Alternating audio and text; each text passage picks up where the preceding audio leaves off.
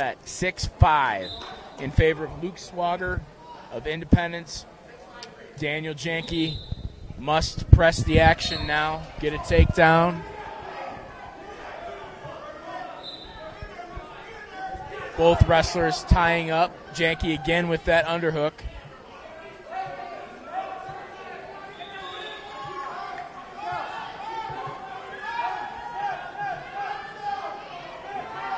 "20 seconds left, and it is Swager who's actually in on the attempt.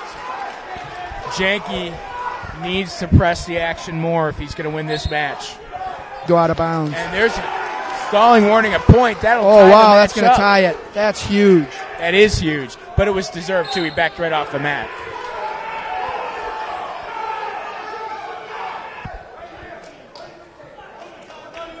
Overtime, first takedown wins. This will be a 1 minute period. First takedown will win it. Although if you take your opponent down to the back, they will not stop the match. They'll allow you to go for the fall. Right. Actually, first point wins it, right? Correct. No matter what point it is. Yep. Could be a stalling call, penalty point. Janke again with the underhook. He's got to circle to it. And he gets a shot, but he's spread out, and he gets the arm. Step over. He gets the arm. He's in a dump position. If he can step over the legs, he's got there the it two, is. and There's he gets the two. it. Overtime victory, 8-6.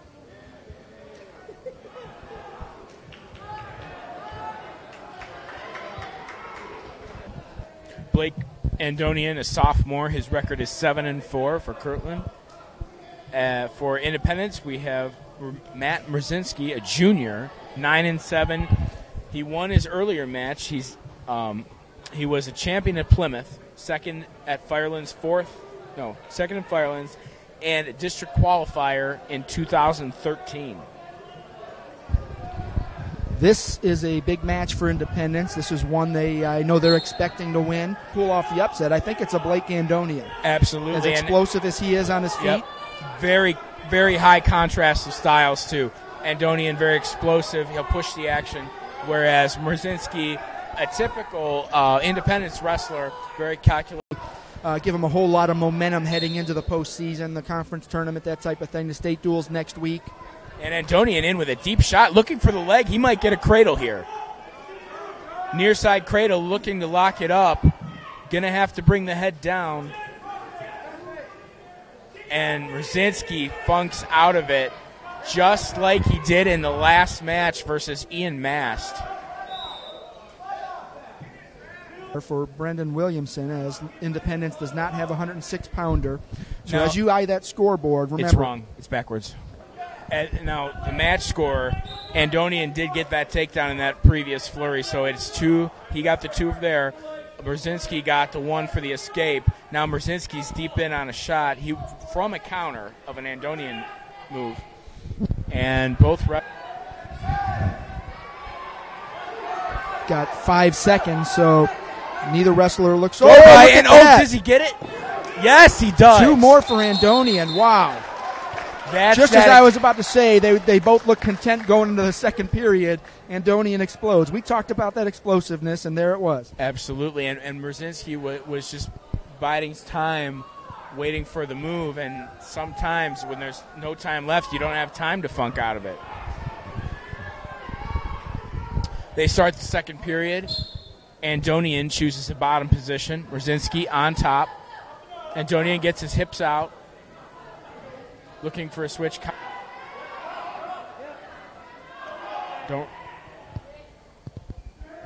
Good job by Mrzinski to keep his hips right with Andonian's. This is playing right into Andonian's hands, and he gets the escape, 5-1. Andonian's got to not stand straight up like that, though. A front head position for Andonian. Mrzinski balled up. I think he's kind of waiting to try something, though. It appears.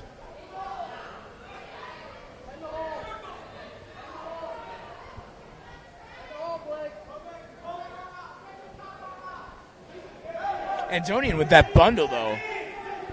It's a tough position to get out of as a defensive wrestler. Absolutely. You can't go anywhere without your head. Yep, and they call a stalemate probably, well, it was definitely because neither wrestler was improving their position, but still, probably a win for the Independence wrestler from that position.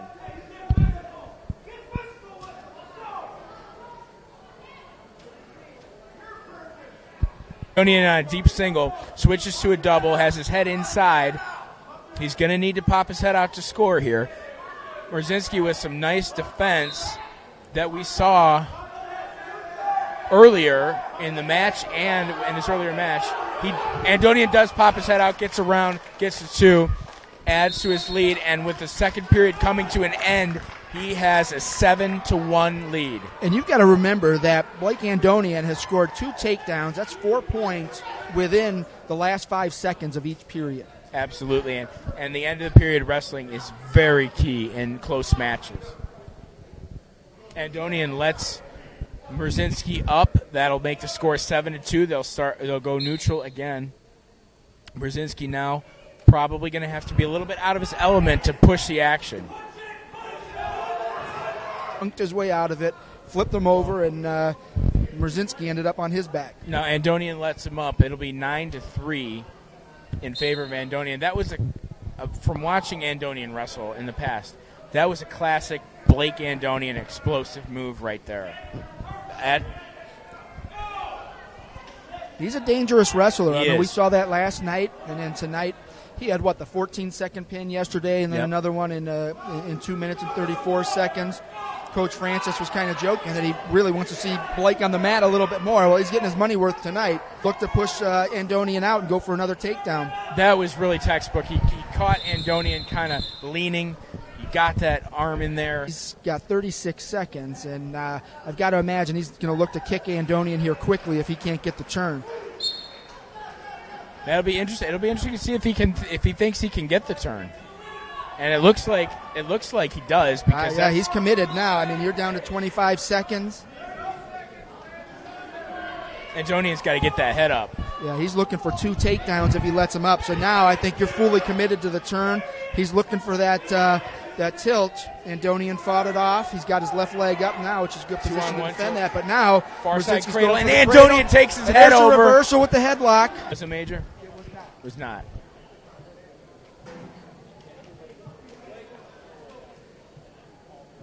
We go to 132 pounds, where Kirtland has sophomore Gus Mormino. He has 5 victories on the year. Independence seemed like he was agreeing with it, so we can put that down as a major decision. Okay, they just changed it to 13-0, so it was a 14-5 win for Blake Andonian. And here we go. Immediately, Independence, Alex Nelson in on a single leg. Interesting that Independence shot right away. That's, I think, the first time we've seen that in this double duel. Well, they're down 13-0 now with that forfeit at 106. They're down 19-0, so they've got to be a little bit more aggressive. Got to go for it. You got to be aggressive. Well, and both teams have 2 returning state qualifiers. Both have not wrestled yet. Kirtland has Clayton Davidson and Evan Francis. Independence has Paul Dealey and Jake Spino. So the best wrestlers are yet to come. It's left in the first period. Well, I know if I'm the Independence wrestler, I know Kirtland's going to wrestle to the whistle, so I'm not going to give up there in the last 10 seconds. Absolutely. Mormino, unlike Andonian, he is more of a...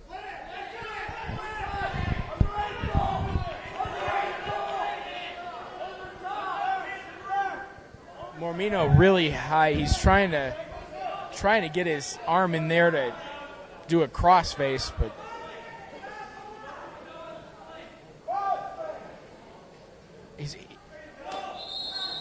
he was trying to do 2 things at once, the ankle hold and the crossface, and he was just too spread out to do it. So we'll go to the second period, scoreless here at 132 pounds.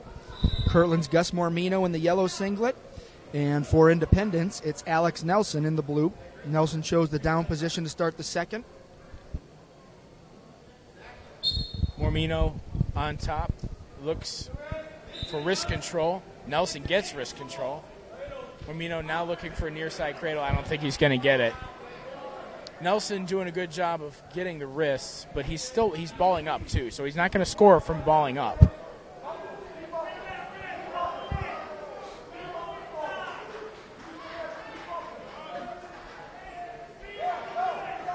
Or having his head on the mat. Mormino looking for a bulldog, which is a wrestling term for grabbing the wrist through the legs, like you see here on the picture. And that's the second match in a row. I think he will get this, and he does. Reversal. The reversal, yeah. 2-0 Nelson. 45 seconds left in the second period. That's the second match in a row we've seen the dump pay off dividends for Independence. Almost a textbook stand-up there for Gus Mormino. He cuts the lead in half. It's 2-1, Alex Nelson. Independence wrestler in the lead. Down to 30. The younger wrestler doesn't have a whole lot of wrestling experience, but when you see him do that, almost a textbook stand-up for an escape, and he comes back with a deep shot on the double and converts it into a takedown. That's beautiful. And as a coach, Scott Francis has got to be very pleased with that. Absolutely. And Gus Mormino is a very hard worker. The thing about doing that the last 3 years, they've wrestled together. They reset in the middle for the third period. Mormino takes bottom. An escape will tie it at 3. Right now, Alex Nelson with the lead, 3-2. He's maintaining the top position as Mormino tries to fight his way out. Mormino tried to reach back. That was a not good thing to do. Yeah, he quickly corrected himself. And Mormino's in an advantage position here. He sure is. He's real close to getting the 2. There's the head, and there's the 2. Gus Mormino takes a 4-3 lead with 1 minute and 12 seconds left in the third period. And gets away. What happens? And he might. Mormino puts him right back to the mat. Very nice return for Mormino. No, the score is not right. The scoreboard says 5-2, but it's really 4-3. That's what I thought, and I look up and it's 5-2. So I think they just made a little mistake there. But there's Nelson's got the leg. Mormino still riding the top position. Stalemate. And they'll reset in the center. 25 seconds left in the match. Mormino holds a 4-3 lead. He's in the yellow on top versus Alex Nelson of Independence. He is on the bottom looking to escape. He gets to his feet, and Mormino returns him to the mat. 18 seconds left. This is a true test of a wrestler stalling. It takes a little bit of a skill, and there's a lot of heart and conditioning that goes into that. Gus Mormino, heck of a job there to win another one for Kirtland, and that'll push Kirtland's lead up to 16-0. And a 4-3 victory for Mormino that went back and forth. Both wrestlers did a great job in that match. A lot of positions that could have gone either way. Now we move to 138 pounds. Kirtland has returning state qualifier Evan Francis. Independence has, I believe this is Drew Nelson. Drew Benos, yes. Drew Benos immediately in on a shot. He's got a double leg. Francis funks out of it and gets his own 2. This is a match I've got to believe that Kirtland hopes and expects to get some bonus points out of Evan Francis, who has wrestled very well as of late. Not that he's ever wrestled poorly, but he's coming on at the right time as a senior. Evan is stylistically very he's great at the basics. Like he sticks with the basics, and he's very good at them. He's a 2-time state qualifier for a reason. Yeah, Drew Benos from Independence, junior, 14-9 record coming into tonight. He was 3rd at Hawken and at the Firelands tournament, and 5th at Plymouth. Evan, as we said, a 2-time state qualifier. He is 20-2 on the year. He's a senior. The escape there will give Evan Francis a 6-3 lead. over Drew Bennis. 54 seconds left in the first period. Francis was second last week at Northwestern, third at Willoughby South, and he's ranked 8th in the attempt. He's in on the leg. Francis fights it off with a strong crossface. Now he hooks the ankle, spins behind, and there's another takedown. That'll make it 10-4. 25 seconds left. Not a huge surprise. He is a counter wrestler. For a counter wrestler, 5 takedowns in the first period is pretty good. Yeah, well, Benos is attacking. See, that allows that. But Francis is extremely comfortable in a front headlock position, front offense position. And there's the break for the period. Evan Francis of Kirtland leads Drew Benos. They'll reset in the center to begin the second period. Francis chooses down.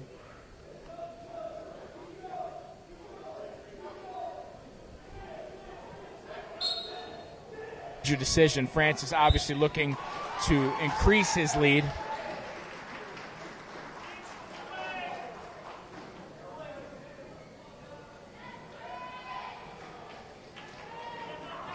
Francis with a near side half Nelson, grabbing the far wrist, pulling it in, and Francis's father, Coach Scott Francis, tells him to kick Benos out and give him an escape. Once again, same scenario. Benos shoots, Francis scores. Makes it 14-5. Yeah, at this point, Evans looking for the bonus points. If you're Drew Benos from Independence, obviously you want to come back and win. You never know what can happen in a wrestling match. But at the same time, you're trying not to give up those bonus points. So, if you can hold out and not get pinned and save that 17-5 match with 40 seconds left, and he's getting pretty deep on that half. If he can kick his body over, there it is.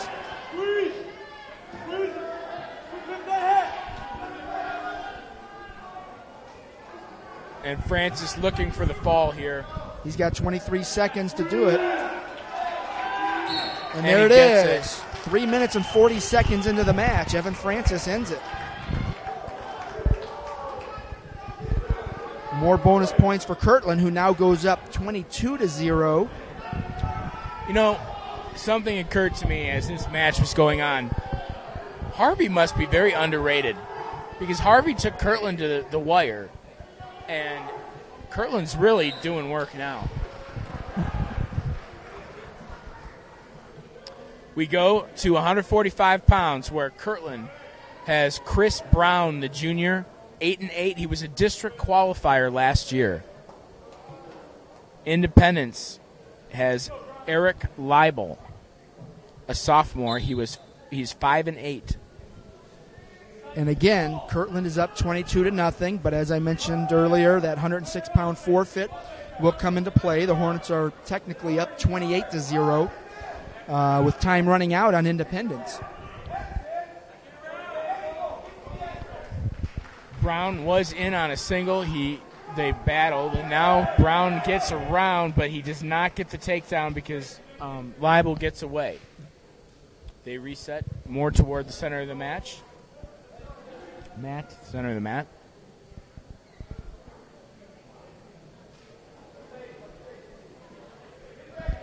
£145 here in the second round of the Cardinal Double Dual. This is Kirtland, who defeated Harvey 42-30 in the first round, against Independence, who beat the host Huskies 55-18 in the first round. Kirtland leads 22-0. Leibel tried to shuck. Now he's in on a single. It's in a near ankle, but Leibel gets up and out of it. No score. 18 seconds left in the first period. It'll be interesting to see what Independence does at 152 pounds. Jacob Spino weighed in. He can wrestle at 152 or 160. Kirtland obviously does not have a 152. Will they pick up the forfeit with Jacob Spino or bump him and try and steal some points in an upper weight class? Well, this is me playing coach here, but if I'm Independence, I do bump him up because you're probably not going to win the duel anyway. And Spino has wrestled some great competition this year. He went to the Medina tournament where he's going to face great wrestlers. He's been to the North Coast Classic He's 17-4 on the year. I mean, this is a great opportunity to test him. And if you can get a victory out of it, you're going to be the only kid to beat Clayton Davidson before the district tournament. Yeah, Davidson came in 20-0. He won his first bout, so he's 21-0. And Spino is 18-4. So if those two go head-to-head, that's a match you do not want to miss. Here we are, second period. Eric Leibel still on top. Or is that Mrzinski? That's, I believe that's Mrzinski. Okay.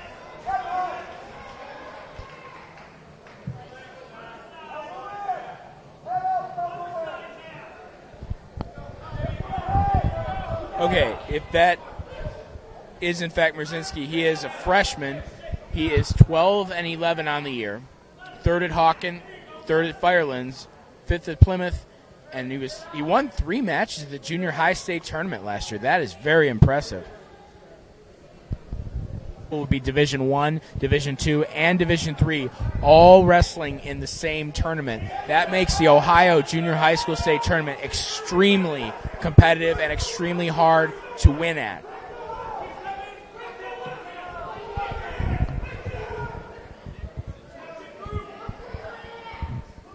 And that is, in fact, we're in the match. 14 seconds left in the second period.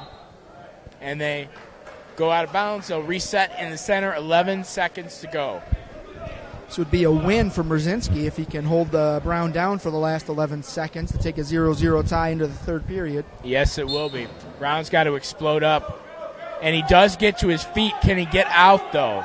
No. Mrzinski got leg right at the right time. So here we go. Third period, 0-0. Mrzinski obviously takes the down position, looking for that escape or reversal. He'll take any point that can come his way. Now, if you're Brown, you have to either A, ride him out, or B, let him up. But if you can turn him and get some points, all the better. Brown trying to work a hammerlock on the near side. Instead, they go up, gets a 2-on-1 for a moment, and lets it go.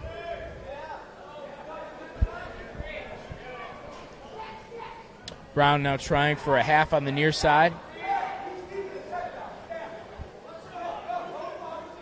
Now he's trying for a ball and chain tilt. He had his knee in the back instead of the side, though. But Mrzinski doing a really good job fighting off all of Brown's attempts. Brown also doing a good job staying on the hips. We're under a minute. Still no score, 0-0. What you got to worry about if you're Brown, though, in one little flurry, Mrzinski could get out. And there it is, 41. Or did we get a whistle? They got a whistle. Looks like we got a whistle, okay. Yeah. It's going to be a tight one. This could end up 1-0. Right now, 0-0. 40 seconds left of the match. Brown in the top position. Mrzinski in the bottom position. Kirtland versus Independence. 30 seconds. We're under 30 seconds now. Mrzinski might get this one. He's working the hands, and there it is. Does. 20 seconds to left. go. Chris Brown now has to be the aggressor. Absolutely, and he needs an angle, and he needs to go. He shot straight in. That's not going to work. He's under 8 seconds. 5 seconds to go. And there's the stalling call, but it's a little too late. The match will end 1-0. Alex. Nice. Nick Mrzinski. Yeah, very nice 1-0 win for Nick Mrzinski. So that makes the score 22-3 with Kirtland on top. It'll be interesting to see what they do here at 152 pounds, if they're going to send out Jacob Spino, which it looks like they are. He has got his headgear on, and he's on the mat. So it'll be Jacob Spino versus Chris Sakinis. Chris Sakinis, a first-year wrestler. He is a really integral part of Kirtland's state runner-up football team this year. He played on the defensive line and got all kinds of accolades at that level.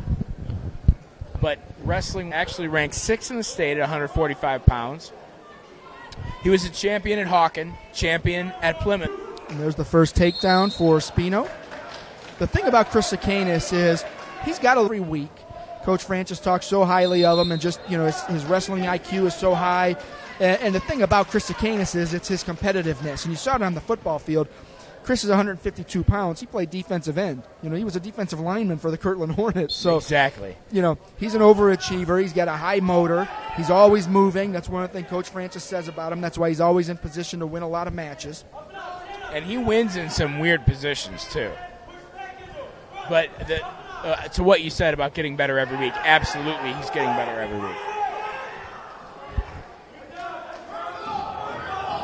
And, this is a true test for Chris Sakanis. You've got a state Merkel. qualifier. Merkel. State qualifier and Jacob Spino. And if you can come out here and hold your own a little bit, it's got to give Chris a little bit of confidence. He finds himself on his back now. It's not a good position to be, but, again, he's a tough kid. He fights his way out of it. That's that competitive nature in Chris Sakanis. Jacob Spino's got that bar. He steps it over, and that's going to be a very tough position to come out of. Absolutely. 45 seconds. Spino has plenty of time to ride this one out. He's going to try and drive that hip down a little bit. Sakanis is in a bad way right now. And there's the fall, 1 minute and 25 in. Going into the 160-pound match. Well, this senior, returning state qualifier, ranked 8th in the state at 160 pounds. He was a champion at Northwestern, champion at South, was an MVP at Northwestern. He'll face Tanner Haydick, a senior, 17-9. He was 3rd at Hawken, 3rd at Firelands, 5th at Plymouth, and he was a district qualifier 2 years ago. Yeah, this is one Kirtland needs in a bad way.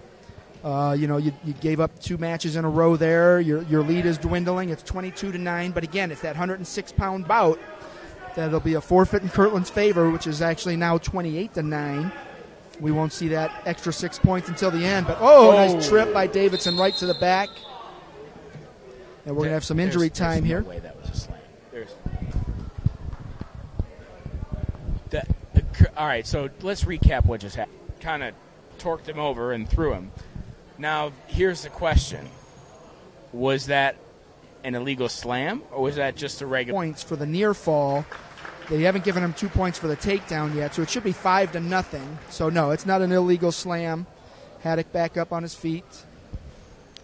Talking with the trainer here at Cardinal. Everything looks in order. It's a good sign.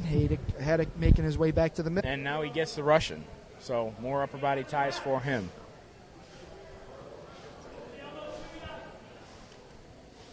Another underhook. Haddock tried to throw, and he gets caught on his back. There's 2 points for Davidson. That'll make it 7. Never been thrown in high school. Davidson's got 45 seconds to get his arm under that head or get into a better position to record that fall. Haddock doing a nice job to keep those shoulders off the mat. Davidson's a strong kid. Oh, now he's got the head, and there's a very, very... Oh, and it's over. 1 minute, 31 seconds. Clayton Davidson with the fall over Independence's Tanner Haddock. That makes the score Kirtland 28, Independence 9. This is still a match, though. I mean, it would be very easy for Independence. If Independence cleans up in these next few matches, they could win the duel. Oh, it's definitely undecided. There's a lot of wrestling to go. We're going to go to 170. I don't know if... Now, Kirtland does have a forfeit. There's a forfeit for Independence favor. at 170, Kevin Clymer. And Kirtland will end the bout with an extra 6 because they have a forfeit at 106. Right, so it's 28-15 now. Here we have Nick Sia coming out at 182. Another forfeit. That'll make it 28-21 in Kirtland's favor.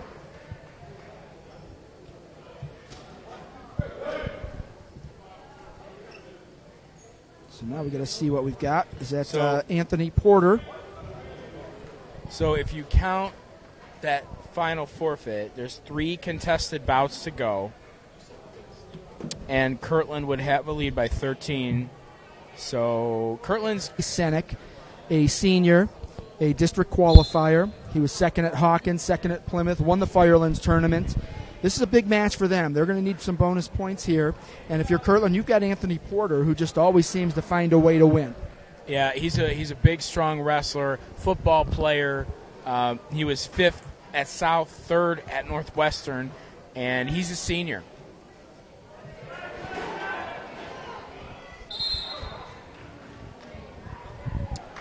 Many years ago, I coached him for 1 year in the youth program. So this will be an interesting 220-pound bout. You've got Josh Stasek from Independence. He's 3-14 he's a freshman. And then you'll have Mickey Tutelo for Kirtland, who's a freshman at 2-5. That match very well could decide the dual meet. Absolutely. Both strong football-type physiques.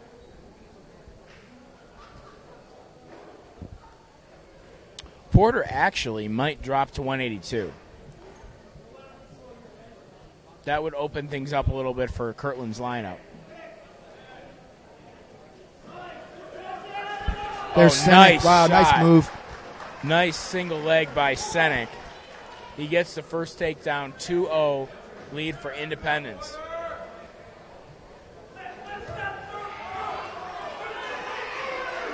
Now he's getting the back points. Again, those bonus points are key for Independence as they try to come back. Oh, he's got it. Oh, what a big pin for Independence. A.J. Senek, 1 minute and 33 seconds.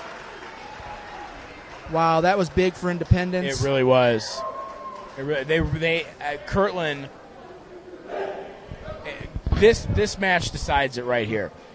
If Mickey Tutelo can win the match, then Kirtland can win the duel. If Mickey Tutelo gets pinned, that's game over for Kirtland.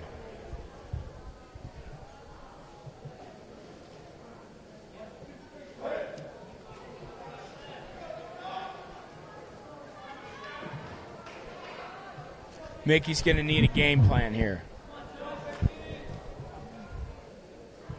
Yeah, this match is huge. You've got Paul Dealey at heavyweight for Independence, the returning state qualifier. He's ranked 4th in the state.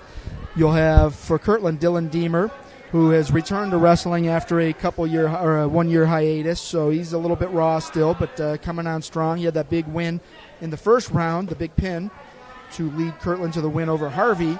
So that's going to be a key match as well, but this one here should decide the dual meet. Both wrestlers very aggressive with the collar ties. Not really an offensive attempt by either wrestler, though.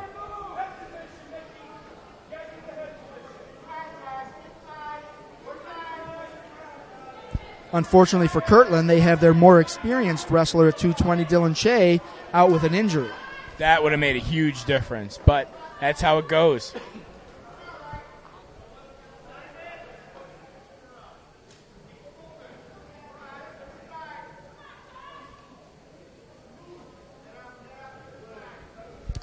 Both wrestlers motion with it. 45 seconds. This is one of those pressure situations, too. You've got two freshmen out on the mat. The weight of the dual meet on their shoulders. As freshmen, I mean, geez. But yeah, I mean, this is what it's all about. This is why you come out as a freshman. Right. Welcome to high school wrestling. Exactly. Tutelo tried a pliers lock, kind of, but he didn't get it, and we're still 0-0. 18 seconds left in the first period.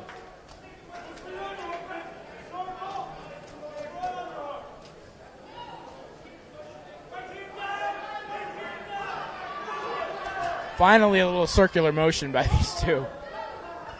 We're going to go into the second period scoreless. Yep. Me either. And there it is. Mickey Tutelo goes ahead and gives the escape up before they even start wrestling. So it's 1-0 Stasek.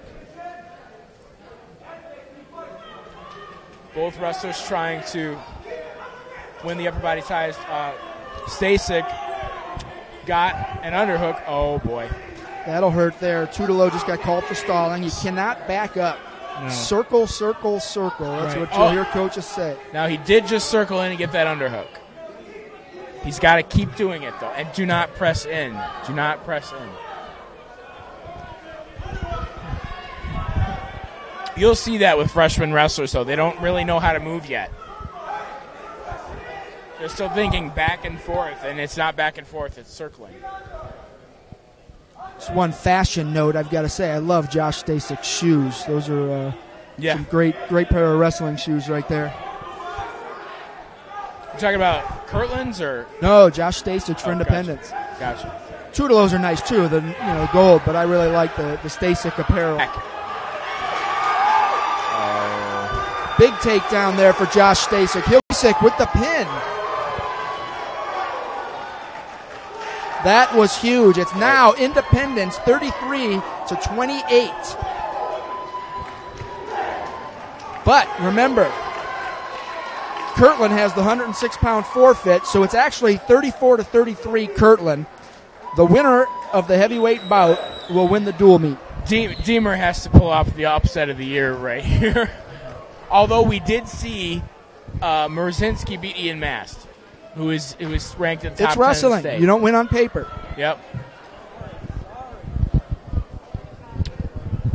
Deemer, extremely athletic for this weight class, very capable, two-time All-Ohio selection in football, very, very strong. He's weighing in at 230 pounds. Dealey is a full heavyweight, a lot of experience, also very strong, big football player. Dealey's the more credentialed wrestler. It's going to take something. Deemer pulled off the big win against Harvey. If he had lost that match, Harvey would be on this mat right now.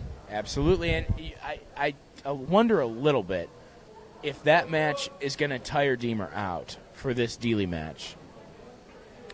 Heavyweights are not exactly known for their endurance. No, not exactly. But yeah, this is going to be a matter of wills here. Dealey, a senior, he was second at Firelands, fifth at the North Coast Classic, and sixth at the prestigious Medina Invitational Tournament. He was a state qualifier last year. I think the coaches are out there doing this on purpose, just to add a little more drama to the match, you know? It's like the football coaches calling timeout before a field goal. Yep. A little mat cleanup going on here. Dealey is stalking around. He is ready. He really wants this one. Oh, Dealey, just like Spino. We talked earlier, Spino's focused on winning a state title. Dealey the same. You know, both of them came out of Columbus last year feeling that they underperformed and really focused themselves for this year, going out with a bang. And, I know he hopes to be on the top step of the podium, too, in March. And you can see it now. He wants to win this match. He's not just thinking about March right now. He's thinking about a win today. And he's focused and ready. Very similar to the Kirtland wrestlers, too. They both have said to me that they felt that they underperformed. That was Evan Francis' second time down there. The score says 33-28 Independence, but Kirtland has a forfeit coming in the final match of the. There's aggressive with the tie-ups. Deemer winning on one side, Dealey winning on the other side. Yeah, you gotta consider Dealey the favorite here, so a win by Deemer would be a big upset. Well, what you saw right there with Dealey pressing in and Deemer backing up, that's not going to bode well for Deemer if he gets a stalling warning on him. He's got a circle. Dealey with a Russian.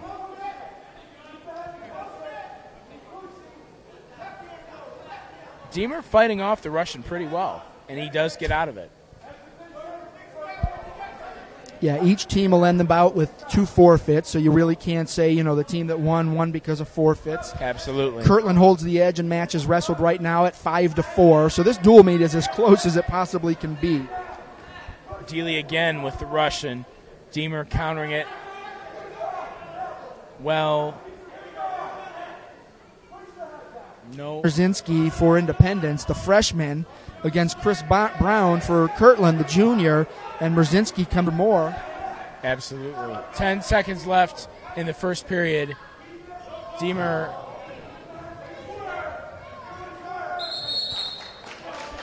come to the end of the first period. 0-0. Deemer chooses the bottom position. in a heavyweight match, that's why you can't ever say, hey, so-and-so is just a huge favorite, because these matches always come down to 2-1, 3-2. They really do. They really do. A lot of unless you have, a highly talented kid against a very inexperienced kid. But, right.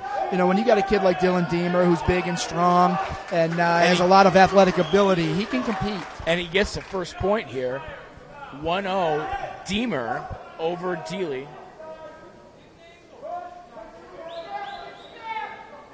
Your head under the opponent's shoulder. Oh, huge takedown. Wow, Dylan Deemer with the counter. Paul Dealey went on the offensive there and almost had the takedown, but Dylan Deemer out of nowhere comes back, spins around, and gets 2. It's now 3-0 Dylan Deemer. Really, there's the escape. He loves to get that tie up, that standing headlock. Absolutely. Circle. There you go. Wing that down hard. Dealey with an underhook. Deemer with an overhook. Now they're working on the opposite side, and the opposite side might tell the story of who wins that position. He's got a circle, Deemer. Underhook, overhook position. Opposite side ties. Every wrestler needs to learn to circle rather than back up, Absolutely. at heavyweights especially, because you've got... Feel that this stalling warning is imminent for Deemer. Oh, yes. Well, Dealey's so aggressive, and he's going to bring the match to Deemer, and Deemer's going to have to counter that. He's going to have to circle. He's going to have to take a shot or two. Yeah, he is. He is. And just overhearing Coach Francis there, he's telling him to watch that standing headlock. You got to watch that, as we mentioned. Yeah. If Dealey gets up on top of you and takes you down to the mat that way, you're in big trouble. Absolutely. Paul Dealey, while he is down 3, come down to 1 takedown. I believe there'll be at least 2 takedowns to go in this match.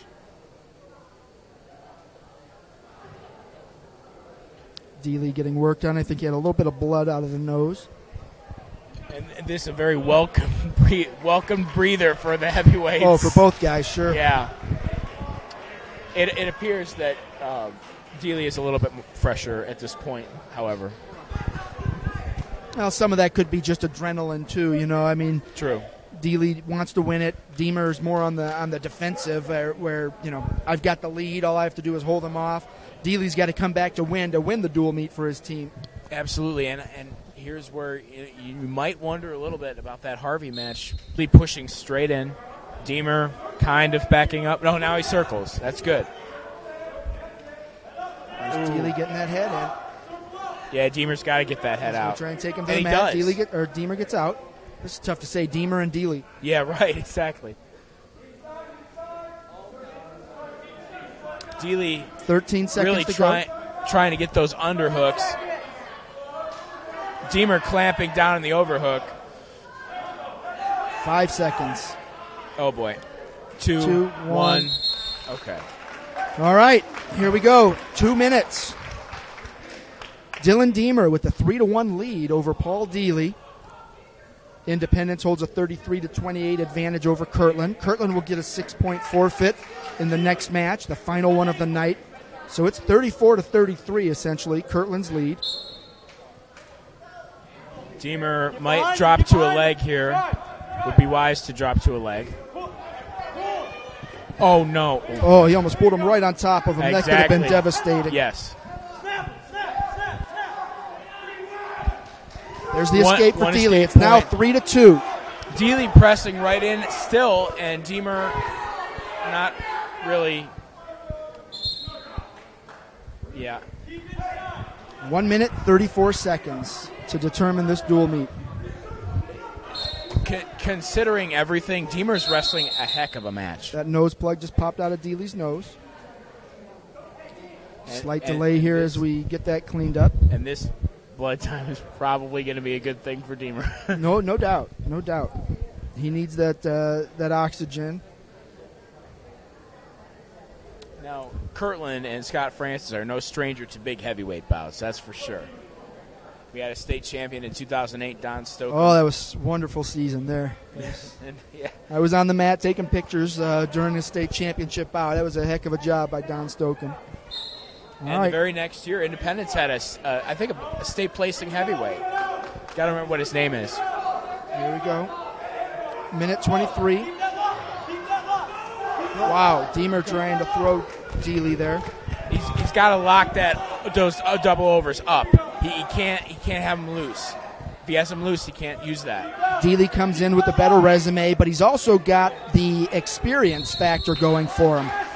And there's the stalling call on Dylan Deemer. It's now 3-2 with 1:05 to go. You know, for Deemer, he's lucky it happened this late. He's got to clamp down once again, does Deemer, on those overhooks. Deemer's got to start circling. He keeps backpedaling. Both of these guys were ferocious offensive linemen for their respective high school football teams. Absolutely. Absolutely.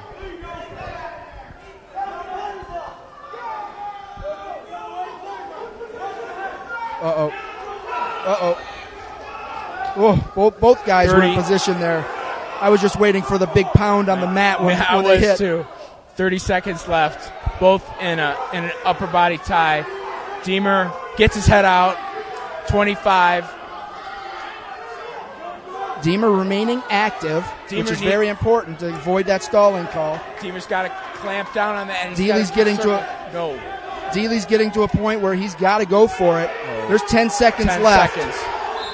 Deemer just got called for stalling. That was a good, but that was probably warranted. Yeah, it's just unreal. 8 seconds to go. Now we're down to 5. We're going to go to overtime. 1 minute. Deemer came 8 seconds away from stunning Paul Dealey, but now he's got a minute.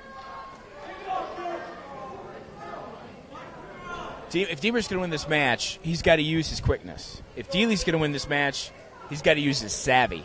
And he's got to trust it. He has to trust his savvy, too. Right.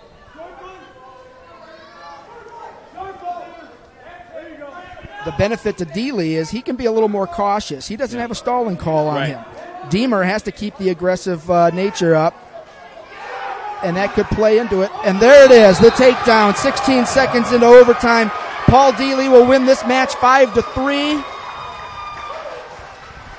What a match. That was a great match, and I do believe that will be a preview of a placement match at Garfield Heights. Wow, unbelievable. Dylan Deemer, what an effort against Paul Dealey. And Paul Dealey, great job by him to finish that off. A great wrestled match by him. He made a mistake early to fall behind 3-1. Never panicked, kept his wits about him, and he came out with the victory. But Dylan Deemer, what an effort. That was all heart and guts by him. But like you said, that could we might see that again at Garfield Heights in the Division III district tournament. We'll definitely see it in the CBC tournament and the sectional tournament. No, different sectionals, so we won't see it there. But wow, unbelievable finish there. But Independence is going to win this 36-34. Congratulations to the Blue Devils. Outstanding effort by both teams. That was as close as it could possibly be. 36-34. Both teams